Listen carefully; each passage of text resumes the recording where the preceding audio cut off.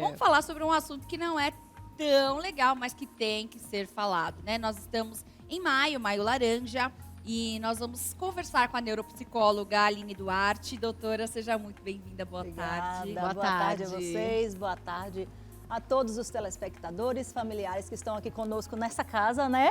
Nós estamos em casa. Verdade. Aí, ó, maravilhosa, né? Não é? Ela já chegou assim com uma alegria, mas também tinha que vir lá da Bahia, terra maravilhosa. Verdade. Mas vamos falar um pouquinho do Maio Laranja. Quero que você primeiro, doutora, explique pra gente o que é o Maio Laranja e aí a gente entra na nossa pauta total aqui. Perfeito. Então, Maio Laranja, ele nasce da necessidade, ele nasce a partir de uma situação muito drástica que aconteceu há muitos anos atrás. Uma criança faleceu vítima de um fruto de estupro e de muita crueldade, onde o corpo foi achado depois carbonizado. E essa criança se chama Araceli Crespo, se chamava Araceli Crespo. E por conta da morte trágica dessa criança, se inaugura o Dia de Combate ao Abuso e Exploração Sexual Infanto-Juvenil. A gente está falando de muitos anos atrás.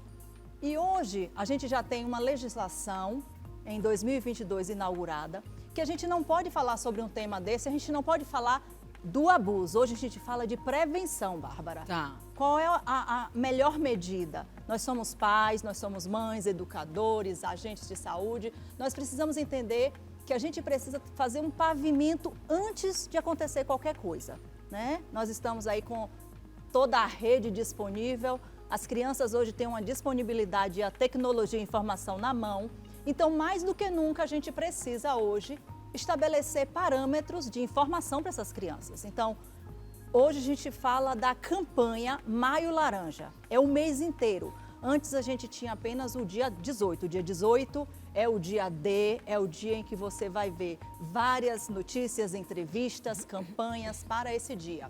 Entretanto, essa legislação nova traz que não podemos apenas trazer um dia para falar de alerta. E por que a cor laranja? Porque o laranja chama a atenção, né? Para dizer assim, vamos olhar para as nossas crianças, vamos olhar para os nossos adolescentes, essa é a chamada de todos nós, né? De igreja, de escola, de saúde. Então, o laranja é o alerta. Então, a partir de hoje, a gente faz campanha ao longo do Maio Laranja inteiro. A gente chama mês Maio Laranja, é um mês de alerta. Mas é só maio? Não, todo tem dia que é ser dia olho da gente ligeiro, proteger, né? E eu queria que você me falasse quais os sinais mais comuns que a gente consegue perceber numa criança, num adolescente, que ela tá sofrendo um abuso sexual. Perfeita pergunta, viu? Atenção agora aos pais. Posso falar assim? Lógico, Por à favor, vontade, tá em claro. casa. Gente, eu tô em casa. O que acontece? A criança, ela tem diversas formas de manifestar que ela está vivendo algum sofrimento, e a gente chama de sofrimento psíquico, sofrimento mental. Às vezes essa criança não consegue nem verbalizar, nem falar tudo, mas ela consegue manifestar. Gente, quando uma criança não consegue verbalizar, falar o que ela está sentindo, o corpinho dela começa a manifestar. Vocês acreditam? Sim. Então, em inflamações de garganta recorrente, em dores abdominais. Sabe aquela criança que diz assim, todos os dias, mamãe, eu tô com dor na barriga, eu tô com dor na barriga. A criança está manifestando o sinal. A criança que está com inflamações de recorrência, então, quando eu estou falando da criança que ainda não é verbal, aquela que não consegue externalizar, aquela que está sofrendo alguma violência e ela está quietinha, ela está guardando segredo, ela está sofrendo alguma ameaça. Quando ela não consegue dizer, ter um adulto de confiança, ou o pai, ou a mãe, ou a tia do Ministério Infantil, ela vai manifestar. Então, ela está pedindo socorro. Fora isso aqui, estou falando de um caso mais grave, quando ela já está no limite. O que a gente percebe normalmente? A gente percebe, sabe aquela criança que era bastante extrovertida, alegre, animada, falante, comunicativa, e de repente se torna caladinha, quietinha no cantinho dela? Sim. Sinal, o que essa criança está me chamando a atenção? Aquela criança que de repente era muito tranquila, mas também manifesta agressividade. Aquela criança que começa a mudar a sua dinâmica alimentar.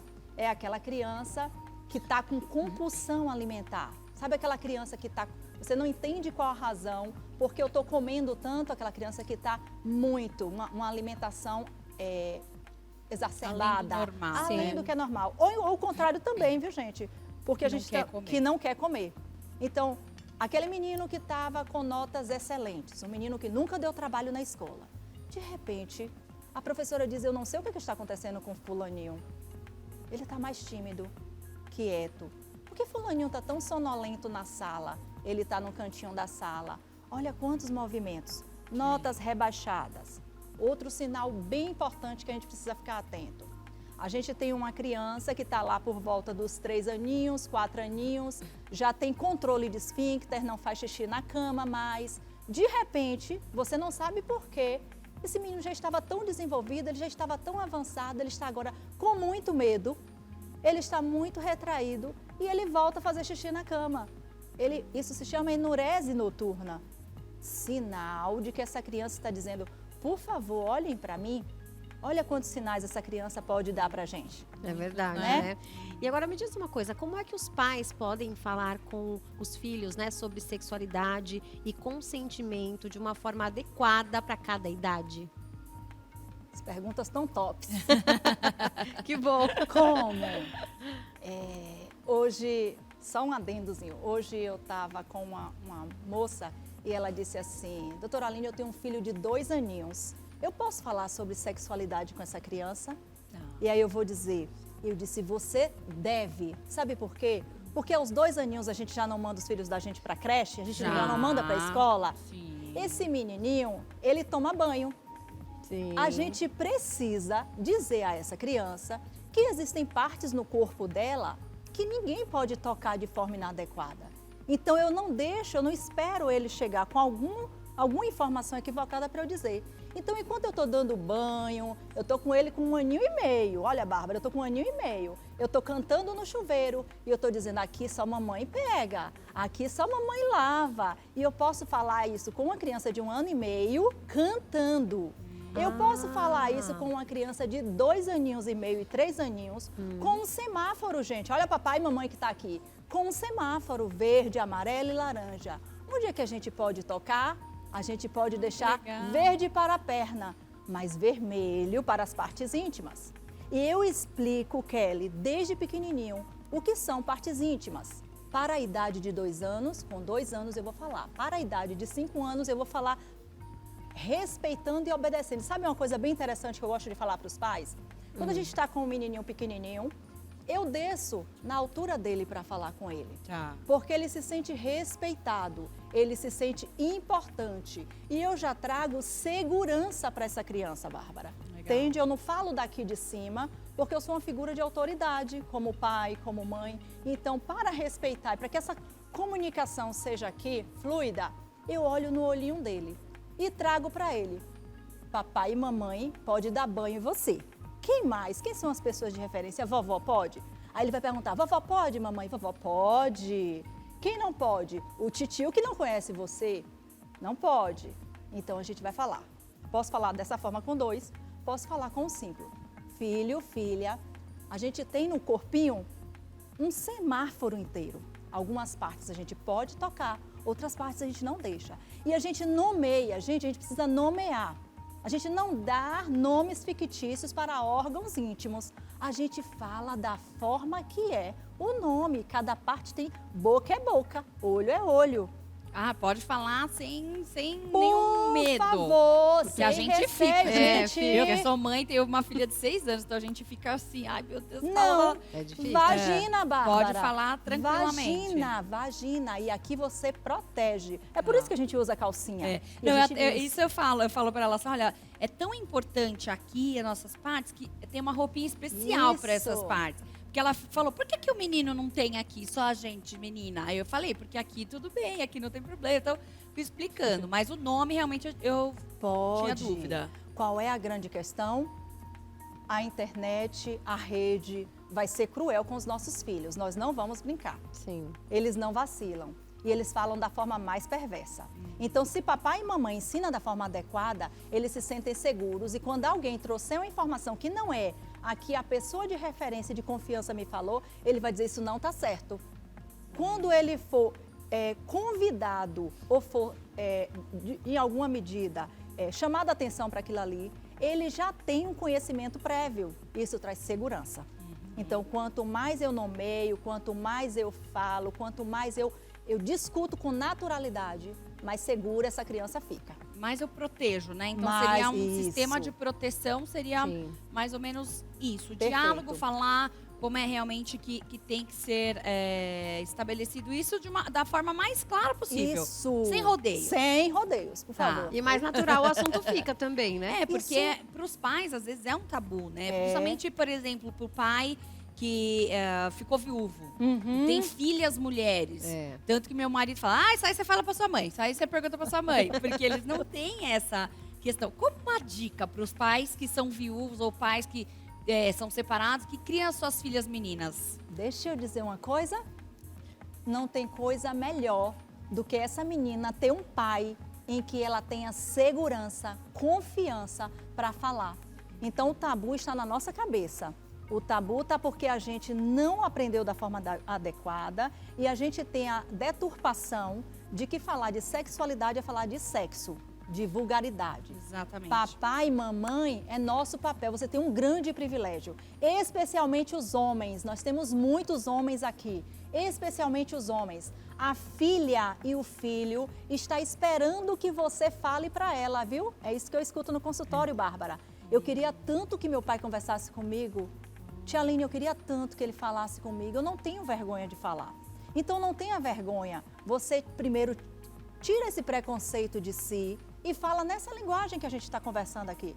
Filha, isso aqui são as suas partes íntimas. A gente precisa se proteger e a gente protege dessa forma. A gente não deixa tocar, ninguém mexe, não se senta em colo de desconhecido. Na casa de um estranho, a gente não vai em cômodos isolados. Quem traz essa segurança? O pai é o principal vínculo de segurança numa família, gente. Então é sem vergonha, paz, é tirando o tabu mesmo, Bárbara. Legal. Se entregando para esse movimento que é seu. É. E quais são as consequências, assim, a longo prazo, né, de uma criança, por exemplo, que sofreu, né, veio a sofrer um abuso sexual? Então, quando a gente não faz esse trabalho prévio, por isso que a gente fala de prevenção, né Bárbara, né, Kelly? Porque se a gente faz esse trabalho prévio, a gente vai ter uma criança segura, uma criança que quando estiver diante de um problema ou de uma situação mais delicada, ele vai correr, ele vai gritar, e é isso que a gente ensina as crianças, gritem, corram, saiam de perto, porque ninguém que quer violar quer criança barulhenta por perto, tá bom, gente? Uma dica para papai e mamãe aqui, meninas. Quais são as consequências? Eu vou dizer que as consequências são severas, a curto, médio e longo prazo, Kelly. Eu vou ter problemas, Kelly, seríssimo, de ansiedade, eu posso ter depressão, eu posso ter como desdobramento, depressão, ansiedade, vou dizer a vocês com muita convicção, suicídio, muita ideação suicida, que quando a gente vai fazer a anamnese, vai avaliar o paciente, que a gente descobre, ele chega ao consultório aos 50, aos 45 anos de idade, existiu um abuso lá aos 7 anos de idade não tratado, um segredo ainda. Então, sabe aquela pessoa que vai ter dificuldade de relacionamento, que você não entende porque fulano é tão difícil? Existe provavelmente um abuso ali que está escondido. Existe uma criança ferida e machucada lá atrás. Eu tenho síndrome de pânico. Nós estamos vivendo um boom de ansiedade e síndrome de pânico. Sim. Muitos desses casos que estão chegando agora, eles têm a sua origem lá atrás, no abuso sexual. Toques, transtornos obsessivos compulsivos, uma lavagem de mão que não termina, inconsequente, transtornos ansiosos. Nós temos uma variedade de desdobramentos. Sem Entendi. contar que as consequências também podem ser físicas, né? Uhum. Porque a gente tem, inclusive, como desdobramentos, muitos origens de câncer, por exemplo. Nossa. Origem de problemas, de desbioses, de transtornos gástricos, de transtornos mentais. Então, é sem precedentes. Por isso que eu acho que é fantástico. Eu acho que a rede está de parabéns por trazer isso, porque o caminho é a gente prevenir. Sim, Porque com certeza. os educadores, por exemplo, os professores, as professoras, eles já vêm hoje trazendo uma preocupação muito forte, trazendo até para eles assim um pouco de Sim. responsabilidade. Mas tem alguns que ainda não sabem como que vou falar com a criança, como que dentro da sala de aula eu posso falar com a criança nesse sentido de prevenção. Pode. E eu vou te dizer uma coisa, normalmente É na escola que a criança se sente segura, É. sabe? As crianças, por exemplo, que são vítimas do abuso sexual, muitos desses abusos, dessas violências acontecem à noite.